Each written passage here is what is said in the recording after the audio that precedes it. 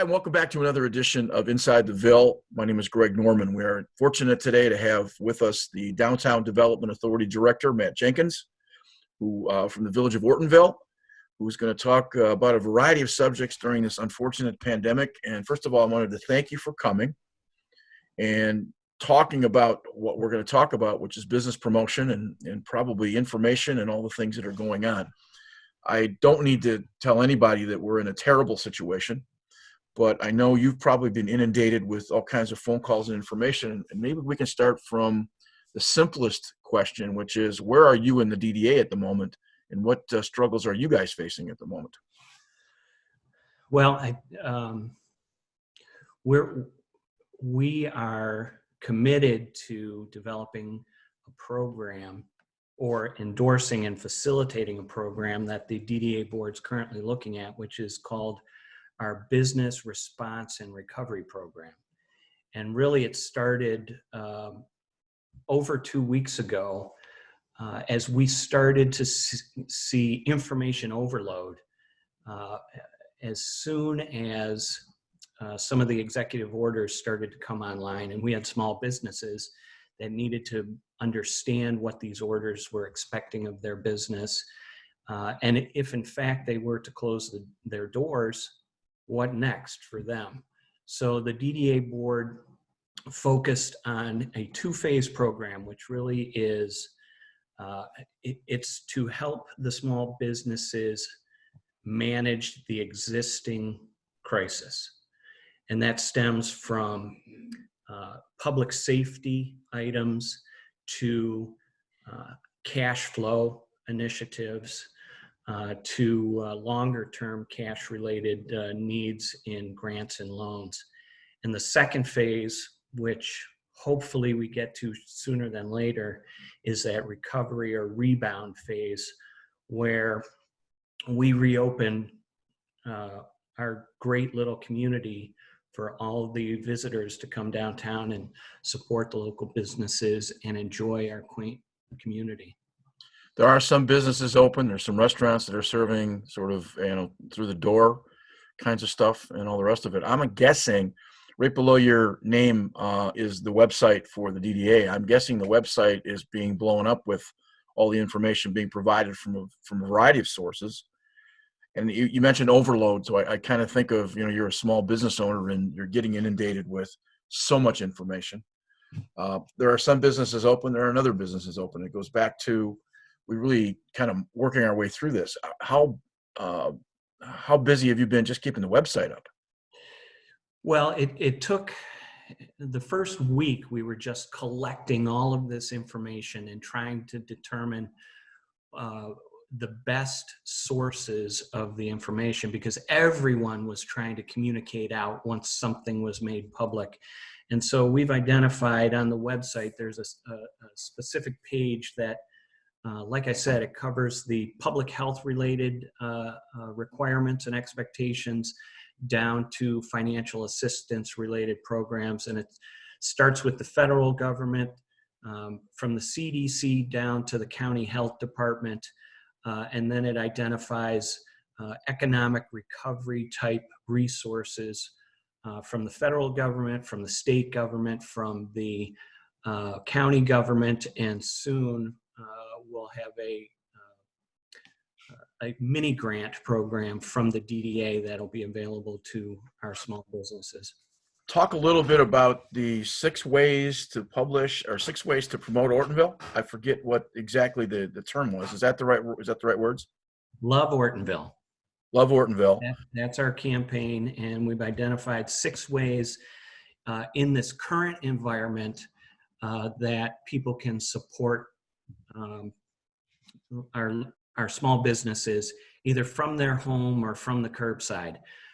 And much of this communication out to the public has been on Facebook, the Downtown Ortonville Facebook page.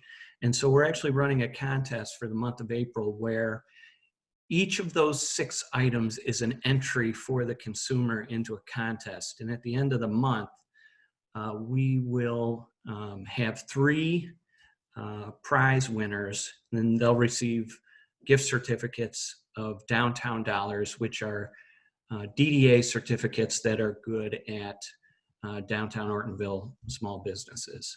So the 6 ways of to love Ortonville, it's our way of at least trying to keep the consumer engaged with our small businesses. One of the things we have to do is we have to provide these businesses with some hope. Yeah. And even if they're not open, consumers can buy a gift card or a gift certificate from them, can shop online if they have that capacity, or as simple as sharing their page with their group of friends on Facebook, or writing a review on the small businesses Facebook page. Little things that we can do as a community to say to these small businesses, we're in this with you. Even though we can't be in your store, we support you. The small businesses in our community are probably laying folks off. If not, they're trying to do what they can to keep the doors open for their employees. And I say that mostly from a paycheck standpoint. There's a lot of information coming from the federal government in relationship to small business loans. Is any of that information getting through you and getting back to our businesses? Yeah, it's a daily communication. It's hard to, we still try to connect one-on-one when we can with the business owners. A lot of our communication is broadcast through email, through our downtown Ortonville small business database. And also we have a merchant Facebook group page that we have launched, and we're sharing the information there.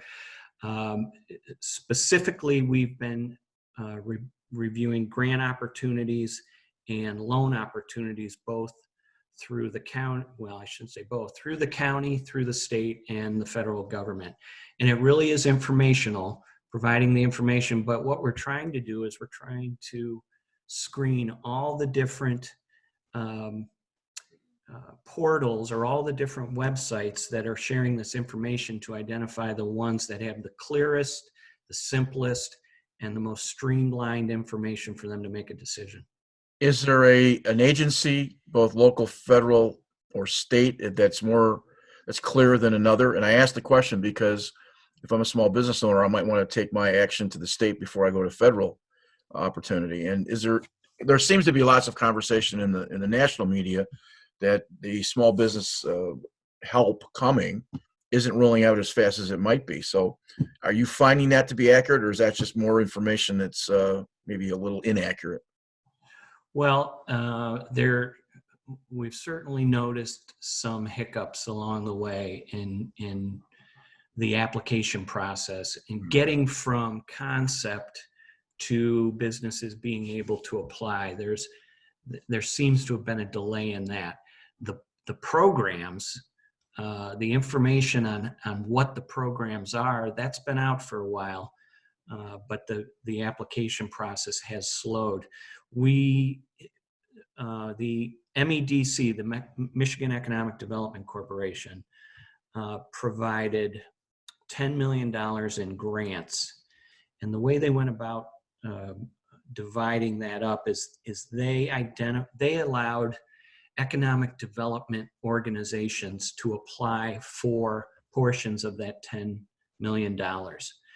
Oakland County was the economic development organization in our region that applied for and received $1.15 million of that $10 million. Oakland County then went ahead and matched that with $1.15 million and created a pool of $2.3 million. So for the past 10 days, that has been one of our areas of focus with our small businesses is to walk them through this grant process. And so we have had several of the small businesses apply for that grant. That process, the applications had to be submitted by noon Monday, April 6th. So that process, that grant is now closed. Those applications are being screened, and we will be notified of the pool of applicants in our smaller region inside the county, hopefully by Monday of next week. I think of the programs being offered, which is great, but at the end of the day, there needs to be some translation to actually seeing dollars in pockets that can go out and get back recirculated to pay for all the things that folks need to pay for. And I think that's part of the hiccups that are being provided. Well, if I could, Greg, through this process, something that amazes me, there were two pieces of data that I've been introduced to. One is related to the hot restaurants, and the other is general small businesses. And restaurants generally have a cash flow of 2 weeks. And other small businesses can have a cash flow of up to 27 days.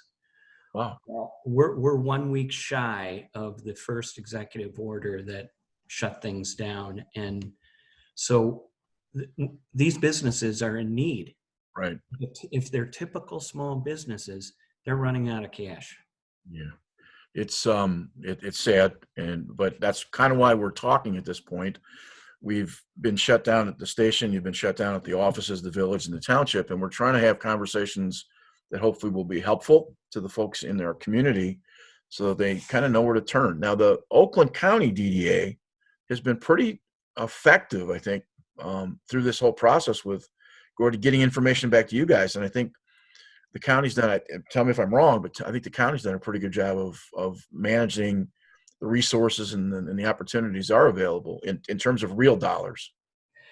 Yes, and it's been all hands on deck at the county, and we've been getting consistent communication, terrific support, and really Main Street Oakland County is our initial go-to with the county, and they're doing amazing things for us, and they are part of the reason why we will be announcing a mini grant for our small businesses here very soon. It's not, we don't have a huge pot. Our resources are very limited, but we're hoping that the little bit that we can do for small businesses with these mini grants can at least provide a little bit of a bridge until we're able to get through this. Somebody put this in perspective for me yesterday. I'm in the lacrosse world a little bit, and a friend of mine in New York who makes sublimated uniforms for major companies like Nike and Under Armour. They've switched working from, he's actually called some of his employees back. They've gone from making lacrosse uniforms and some hospital apparel for nurses and doctors and those kinds of things. The government's asked them to start making body bags. Oh my. And I'm talking with this guy that I've known for 20 years, and you can just see the blood drain out of his face from this process, because we all know that New York has certainly been an epicenter for problems of the coronavirus. And he kind of talked about the shared burden of agony that we all have at the moment. And information is part of getting that out, is getting the right information to the right places. And I think that, we're moving in that direction. Without sounding, as the doomsdayer, when this green light hits, the new normal, whatever that is, and again, we don't even know what new normal is. There's been some things online talking about, restaurants having to have, maybe crowded that they've been in the past. All of a sudden now, tables every 12 feet apart, looking more like an open cafeteria type thing rather than a process. But when the green light goes, there's going to be a lot going on, and are we built? Can we handle? I mean, I know I'm asking another unknown, but man, it's a tough position to be in terms of your position, because lots of folks are going to come asking you for help. Right. And yeah, the unknown right now is whether or not this is, I think we're all feeling that it will be a gradual green light. Yeah, no, I don't disagree. And so we're looking at right now, we had scheduled in May the springtime garden show. That's on hold. The next event after that is our Eats in the Street food truck rally downtown. That's in June. That's potentially going to be put on hold. And then the next item on the calendar would be the July 3rd fireworks. It would be, I mean, last year, Yes. the high school with those fireworks, it was an absolute madhouse. The entire event from 5 p.m. to the end of the fireworks about 10:45. It was an absolute madhouse. There's a chance that type of event is still restricted. So it is very fluid, and we understand that we need to be able to react on a minute's notice. The good thing is all of the events that we've been doing, we have some history and we have some project management, project planning that could easily be plugged in, and we can rebound. But that's community wide. What happens with these small businesses when they get the green light to have customers back in their stores? And our objective will be to kind of focus, like we have been, on the public health responsibility. Yeah. And to the consumers, that they can continue to support these businesses through various means. Yes, at some point they're going to be able to go back in the store, and we're going to push very hard with possibly a welcome back to Ortonville type campaign that really focuses. But the other thing we're going to do is we're going to give our small businesses some additional resources to be prepared for that return of their customers. One of those items, which we've talked about a little bit with our small businesses in the past, but there's no better time like the present to pull this trigger, is a Downtown Ortonville mobile app. Yeah. And very soon it will be ready to go. And in some of this downtime, the small businesses can begin to populate their section of the app. And then when that green light comes, we'll be ready to go. Know where it might be. I keep thinking with a smile that the parades will be longer, because marching band kids will have to be 8 feet apart, and if you have to string everybody out, maybe the parade lasts an extra 3 or 4 minutes. So maybe there are some advantages to social distancing from that standpoint. I'm not sure how well the band is going to, marching bands will do formations that represent things. I'm not sure how that'll look. And I'm not making light of it. I'm just saying that you got to, at some point, you got to, you got to smile something to the. Yeah. And it's good to be thinking that way, because, even if it is a gradual return, who knows how long it's going to be stretched out with at least some recommendations or restrictions. So we should be thinking that way, and we should be preparing these small businesses and the rest of the community that things may not go back to the norm relatively soon. It may take some time. Yeah. Is there anything that you want to mention? Is there anything I'm missing in this conversation? There is a little bit of a surprise coming up for our community, hopefully in the month of May. Okay. You want to tease it beyond that or not? It will be, we're hoping it becomes a magnet for people to at least walk around downtown. Okay. That's a good thing. Well, it's I don't think anybody knows, but the hope that we need some light at the end of this very long tunnel is something that's important. Well, and I would say one final thing, and I mentioned it already, the small businesses, they need that hope. They do. And so that comes, it can come in many different forms. I think the strongest form comes from the people in our community, supporting them, reaching out to them, whatever they can do. The 6 ways to love Ortonville. That gives hope.